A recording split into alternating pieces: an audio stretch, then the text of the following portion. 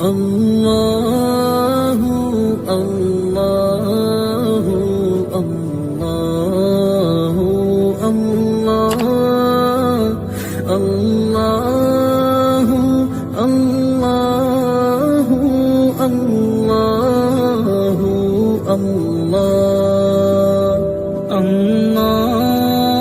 بسم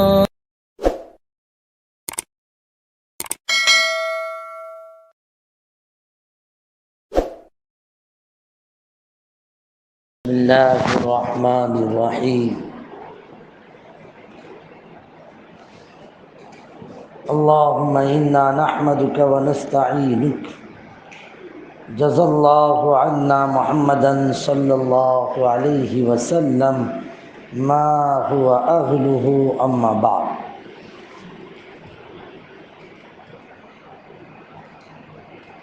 کاندھلا ایک ایسا گاؤں اور ایک ایسی بستی جہاں پر بے شمار اولیاء پیدا ہوئے۔ حضرت شیخ الحدیث مولانا زکریا اسی گاؤں کی تھی۔ وہاں ایک بہت بڑے بزرگ پیدا ہوئے جن کا نام تھا حضرت مولانا مظفر حسین کاندھلوی رحمۃ اللہ علیہ، جن کے متعلق ان کے استاد یوں کہتے تھے کہ اگر کوئی صاحب صحابی کو دیکھنا چاہے کہ صحابی کیسے تھے، صحابی کو دیکھنا چاہے، ہاں مظفر حسین کو دیکھیں۔ بہت بڑی بات ہے، استاد گواہی دے رہا ہے کہ اگر صحابی دیکھنا ہو تو مظفر کو دیکھیں۔ بہت متقی پارسا، خدمت خلق میں بہت آگے، ہمیشہ دہلی سے کاندھلے کا سفر کچھ نہ کچھ ہوتا رہتا تھا۔ ایک مرتبہ آپ سفر کرتے ہوئے کاندھلا جا رہے تھے، راستے کے اندر ایک بندے خدا ملا، بوڑھا آدمی جو وزن اپنے کندھے پہ ڈال کے جا رہا تھا، اسے اٹھایا نہیں جا رہا تھا۔ حضرت پہ طاقت تھی، حضرت آئے، فرمایا جی خدمت کا موقع دے دے میں اٹھا لوں۔ تو اب ظاہری بات ہے اس نے کہہ دیا ٹھیک ہے اٹھا لو۔ حضرت نے اس کو اٹھایا، اب چل رہے ہیں، حضرت کے سر پر گٹھر وہ بھی چل رہا ہے، اطمینان سے باتیں ہو رہی ہیں، حضرت ان کی باتوں کا جواب دے رہے ہیں۔ ولی کامل ایک انسان کا جو ہے نا بوجھ اٹھا کے جا رہا ہے۔ لمبا سفر طے کیا، جب اس کا گاؤں آیا تو وہ شکریہ ادا کرنے لگا اور کہا جی یہ تو بتایا ہی نہیں آپ نے کہ آپ کہاں کے ہیں، آپ کہاں کے؟ حضرت کو پوچھ رہا آپ کہاں کے ہیں؟ تو حضرت نے فرمایا میں کاندھلا کا ہوں۔ تو کاندھلے کا نام سنتے اس نے کہہ دیا ارے وہاں تو ایک بہت بڑے ولی کامل رہتے ہیں۔ اجی کون؟ تو کہا مولوی مظفر حسین۔ ہاں جی اور تو کچھ نہیں، نماز پڑھا کرے، اور تو کچھ نہیں، نماز پڑھا کرے۔ یعنی وہ ولی کامل کہہ رہا اور حضرت خود ہی ہے، اور حضرت نے کیا کہا اور تو کچھ نہیں بس نماز پڑھا کرے۔ تو اس کو غصہ آیا ہے آپ اتنے بڑے ولی کو جو ہے یہ کہہ رہے ہیں کہ نماز پڑھا کر اور کچھ نہیں۔ اب چلیے حضرت اٹھا رہے ہیں، باتیں ہو رہی ہے، وہ غصے میں ہے، حضرت سمجھا رہے ہیں۔ اتنے میں ایک آدمی نے جو دیکھا تو دوڑ کے آیا کہ حضرت کے سر پہ بوجھ دعایا حضرت حضرت ہم اٹھا رہے ہیں۔ وہ سمجھا کہ یہ کوئی اور ہوں گے، یہ کوئی بہت بڑے بزرگ ہیں۔ تو اس نے کہا بھائی یہ کون ہے؟ کہا یہی تو مولانا مظفر حسین۔ او ہو، وہ لپکا رونے لگا، حضرت بھی رونے لگے۔ اسے کہتے ہیں گمنامی، گمنامی۔ ہاں کسی کی زبان میں اپنی تعریف سنے تو اس کو بھی چھپانے کی کوشش کریں، چھپانے نہ یہ کہ اپنے آپ کو اس تعریف میں لگائیں تو پھر اپنا نفس بہت جوش مارے۔ لکھا یہ ہے ایک مرتبہ تہجد کے موقع پر حضرت استنجا کے لیے، وہ زمانہ تھا کہاں گھر پہ اس طرح کے ٹوائلٹ وغیرہ، تو باہر نکلے استنجا وغیرہ کے لیے، تو سڑک کے اوپر ایک بہت بڑا زمیندار جو بہت بڑے خاندان کا تھا، مفتی الہی بخش، وہ بھی اس علاقے کے بہت بڑے بزرگ ہیں، ان کے پر پوتے بیٹھ کے حکا لگا رہے تھے، بیٹھ کے حکا لگا۔ حضرت کو جاتے جو دیکھا تو وہ پہلے سمجھا نہیں کہ یہ کون ہے، حالانکہ وہ خود حضرت کے معترف تھا۔ اس نے یہ سمجھا کہ وہ قریب میں رہنے والا جولاہا ہوگا، تو حضرت نے چونکہ سردی کا زمانہ تھا چادر اوڑھ رکھی تھی، اس نے زور سے آواز دیا، ارے جولاہا ہے، کیونکہ وہ گاؤں کا ایک زمیندار تھا، بڑا آدمی تھا۔ تو متوجہ ہوئے، یہ کیا بات ہے؟ تو کہا یہ حکا نہ بھرنا، یہ حکا بھرنا۔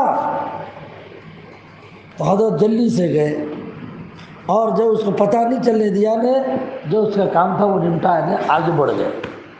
کسی نے دیکھ لیا تو آئے نے زمیندار کو آ کر کہہ دیا، ابے شرم آتی ہے، تو نے کس سے یہ حکا بھروانے کا کام کیا؟ کس سے کروایا؟ کہا حضرت مولانا مظفر حسین صاحب۔ او تیرا بھلا! اس کو اتنا صدمہ لگا، زمیندار گاؤں کا اتنا بڑا صدمہ اس کو لگا، اس نے کہا میں نے ایک ولی کامل کی گستاخی کر لی، سمجھے؟ اور اللہ سے کہا، اے اللہ میں اب اس بستی میں نہیں رہنے کا، زمین جائیداد تھی، میں اس بستی میں نہیں رہوں گا جہاں میں نے اس اتنے بڑے ولی کامل سے گستاخی کرتے ہوئے میں نے یہ حرکت کی۔ گاؤں چھوڑا نہ چلا، میں جا کر پہلے کسی کے یہاں گیا نا، پھر حضرت گنگوہی رحمۃ اللہ علیہ کے یہاں پہ پہنچا۔ میں حضرت گنگوہی نور اللہ مرقدہ کے یہاں پر اپنی اصلاح ایسے کرائی کہ حضرت گنگوہی نے ان کو اپنا خلیفہ بنایا۔ کیسے متقین پرہیزگار! ایک بات بڑی عجیب ان کی کتاب میں لکھی ہے، وہ سنانا چاہتا ہوں۔ نماز کبھی بھی بغیر جماعت کے پڑھتے ہی نہیں تھے۔ لمبے لمبے جو سفر جو ہوتے تھے تو اس میں بھی اس کا اہتمام کرتے تھے۔ جب سفر میں نکلتے تھے تو پہلے دیکھ لیتے تھے کہ میرا سفر لمبا یا مختصر۔ اگر لمبا سفر ہوتا تو 2 آدمی پہلے سے ساتھ میں کر لیتے تھے تاکہ کہیں پر بھی نماز کا وقت ہو جائے تو یہ دونوں کے ساتھ میں ملا کر باجماعت نماز۔ اور اگر مختصر سفر ہوتا تو پھر اترنے ٹھہرنے کی ترتیب ایسی ہوتی کہ ٹھہرنا کسی نہ کسی گاؤں میں ہوتا ہے۔ اور ظاہر بات ہے جب گاؤں میں ہوگا تو گاؤں کی مسجد میں نماز ہو رہی تھی، باجماعت نماز نہیں۔ ایک مرتبہ حضرت کا سفر ہوا، نظام تو یہ تھا لمبے 6، لیکن ایک مرتبہ سفر مختصر ہوا، سیٹنگ سب کر رکھی تھی، ظہر میں وہاں پہنچیں گے، عصر میں وہاں پہنچیں گے۔ بہلی چلتی تھی اس زمانے میں، بہلی سمجھ رہے، وہی گھوڑا گاڑی جیسی بہلی ہوتی تو بہلی چلتی تھی کرائے پر۔ تو بہلی لی، اور اتفاق کی بات ہے وہ بہلی ہندو کی تھی، مسلمان کی تھی۔ حضرت چلے بہلی میں بیٹھ کر، گاڑی چلانے والا ہندو، حضرت کو اطمینان تھا پہنچ جائیں گے، لیکن کچھ ایسی گڑبڑی پیش آ گئی کہ راستے میں رکنا پڑا۔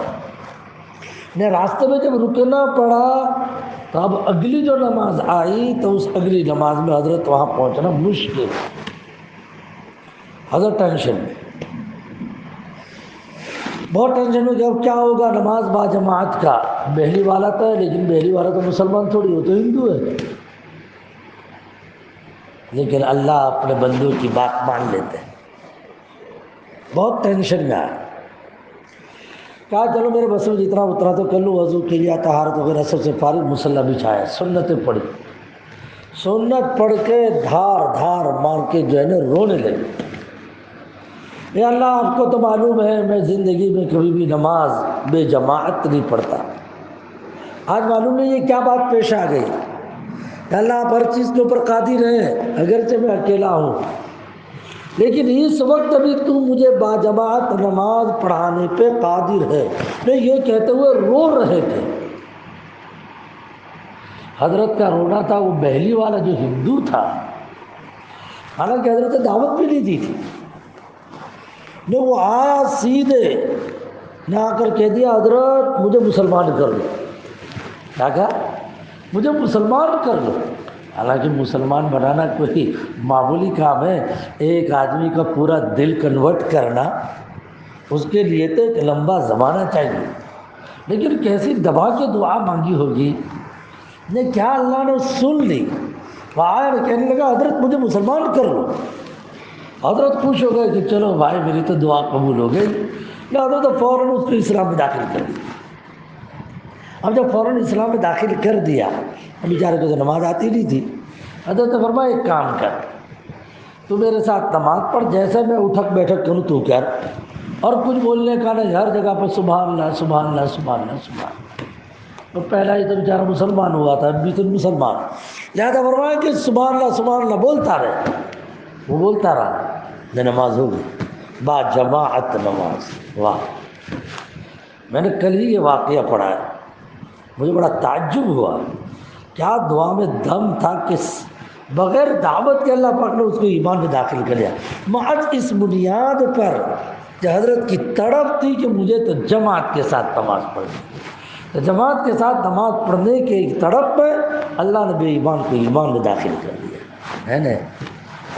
میرے بھائیو، مجھے اور آپ کو بھی چاہیے سمجھے، نماز میں نہیں کہتا کہ نماز نہیں پڑھتے، نماز پڑھتے ہیں ماشاءاللہ، لیکن ہمیشہ رمضان میں تو اللہ توفیق دے ہی دیتے ہیں، رمضان کے علاوہ میں بھی ہم لوگوں کو با جماعت نماز پڑھنے کی فکر کرنی چاہیے۔ اور کتنی اچھی بات ہے با جماعت نماز پڑھنے پر، میں نے جیسے پرسوں بتلایا تھا، فجر کی نماز اور عشاء کی نماز کوئی انسان با جماعت پڑھے تو کتنا مفت کا ثواب ہے یار، پوری رات عبادت کرنے کا ثواب، کوئی معمولی بات ہے رات کو 5 گھنٹے عبادت کرنا، تو 5 گھنٹے کے بجائے بس 2 نماز میں شریک ہو گئے، با جماعت پوری رات عبادت کرنے کا ثواب۔